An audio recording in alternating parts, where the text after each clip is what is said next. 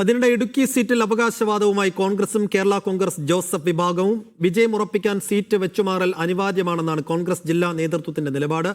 റോഷി അഗസ്റ്റിനെതിരെ യുവ നേതാക്കളെ മത്സരിപ്പിക്കാനാണ് കോൺഗ്രസിന്റെ ആലോചന. കോൺഗ്രസിന്റെ നീക്കം തുടക്കത്തിലെ വെട്ടാൻ PJ ജോസഫിന്റെ ശ്രമം.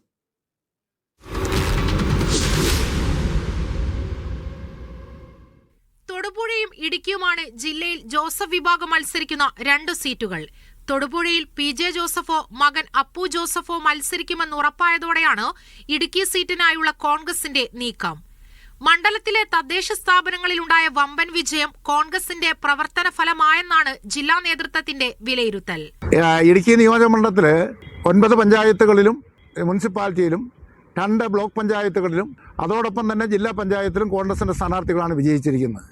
ഈ ഒരു സാഹചര്യത്തിൽ റോഷി അഗസ്റ്റിൻ എന്ന് പറയുന്ന ആളിനെ പരാജയപ്പെടുത്താൻ ഒരു കോൺഗ്രസ് സ്ഥാനാർത്ഥി കൈപ്പത്തി ചിഹ്നത്തിൽ മത്സരിക്കുന്നതായിരിക്കും നല്ലത് എന്നുള്ള ഒരു കാഴ്ചപ്പാടാണ് ജില്ലയിലെ കോൺഗ്രസ് നേതൃത്വത്തിനുള്ളത്. എന്നാൽ ഇതിന് വഴങ്ങാൻ കേരള കോൺഗ്രസ് തയ്യാറല്ല.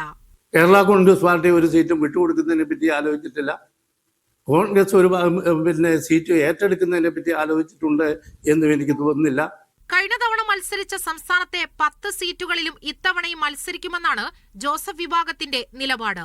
സീറ്റുകൾ വിട്ടു നൽകാനാകില്ലെന്ന് PJ ജോസഫ് മുന്നണി നേതൃത്വത്തെ അറിയിക്കും. മീഡിയ 1 ഇടുക്കി.